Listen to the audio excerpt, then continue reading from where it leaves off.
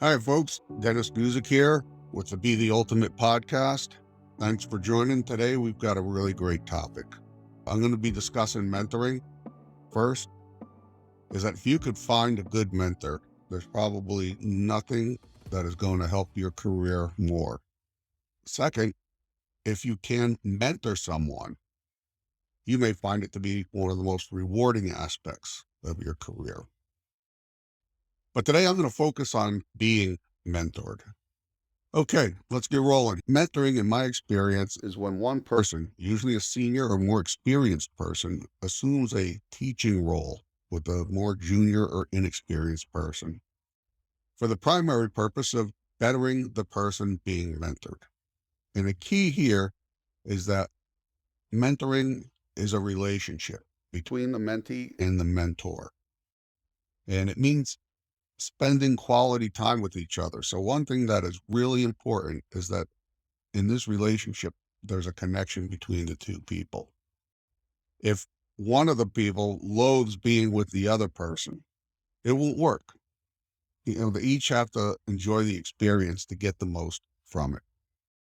Which leads me to a formal mentoring program and why I don't like them. Formal mentoring programs are where companies makes assignments and says, okay, you manager, you're going to be a mentor and Jane is going to be your mentee. I've never really seen a formal mentoring program work well. One of the reasons is that they don't take into account this relationship that needs to be between the two. It may work, but I think a lot of times they're a waste of time. What I'm going to talk about is an informal mentoring program. That's not something that the company makes you do. It's something that you do because you want to. In my professional life, I've had several informal mentors, and each has taught me things more often by example than discussion. It's helped me immensely. In a recent podcast, I mentioned Colonel Ed Lesnowitz, who I consider a mentor during my time in the Marine Corps. We would chat in his office after normal working hours, and after each one, I came out more informed and also more motivated to do my job. When I left the Marine Corps, the first vice president that I worked for outside of the Marines was Joe Turchik. He was also a mentor, just like Colonel Lesnowitz. He would welcome me into his office after hours. I learned so much about business that I would not have learned quickly without his mentorship. If you're a junior person and you want a mentor, how do you find somebody? Well, I recommend you look around at the people you respect and who you've seen have more knowledge than you in the area in which you want to learn and grow. You could also, if you have an HR department in your company, see if they could recommend somebody. But I think the best way to do it is to look yourself. Then how do you get that person to be a mentor? Well, you ask them. It's just as simple as that.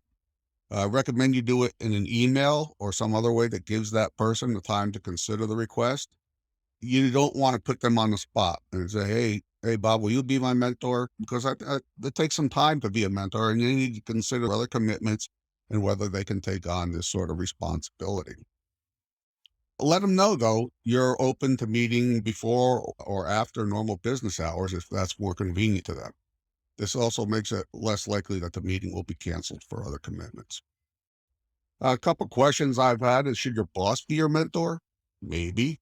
Some cases it works well, and your bosses should always, as a good boss, be a mentor in some way. The only downside is that you may be struggling with something that involves your boss.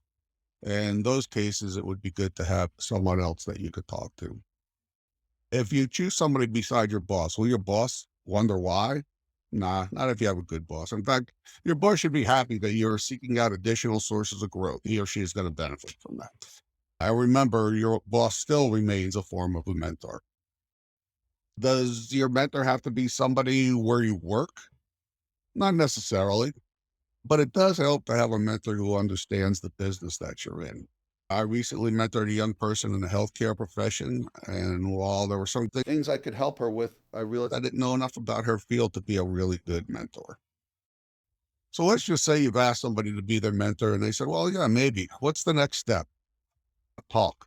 The two of you need to get together and see if what you want and what they can provide are going to match. Some of the things that you need to talk about is what you hope to get out of the relationship. And the more specific, the better. Is it technical skills such as computer programming, or maybe you're interested in leadership or a management role? Let them know. No surprises. Second, how often you would like to meet, depending on schedules and what you're discussing. Leave time to prepare for each of these meetings. This could be everything from weekly to every 2 to 3 months. I recommend that each meeting be about an hour long so that you don't have to cut it short if you're discussing something really interesting. Finally, you want to make the decision whether there's a connection here, that you enjoyed sitting down, doing this initial discussion with this potential mentor. If you think there is, great. But if after this discussion it appears that the mentor cannot provide what you want, doesn't have the knowledge, the time, I thank them. I will ask if they can recommend somebody else to me and then repeat the process. If after the initial discussion you both decide to take on this relationship, what are your responsibilities as somebody being mentored? Okay, first you must prepare for each of your meetings. That means you've done any homework assignments, you show up on time, and you're prepared to take notes. Second, let the mentor know your professional development plans and areas where you may be inexperienced. And my recommendation is you tell them this before meetings so that the mentor can prepare. And third and last, ask questions. You're not there as a potted plant, and the mentor is not there to entertain you. So that's mentoring from the perspective of being mentored. The two takeaways: being mentored is one of the best things you can do to help your career. And two, it's not just for junior people. Everything I said applies to senior managers. They benefit from being mentored by even more senior folks. So that's it. The old jarhead's done. Thanks for listening. If you liked it, please subscribe. Tune in next Tuesday when I'll be discussing mentoring from the perspective of being a mentor. Thanks. Bye.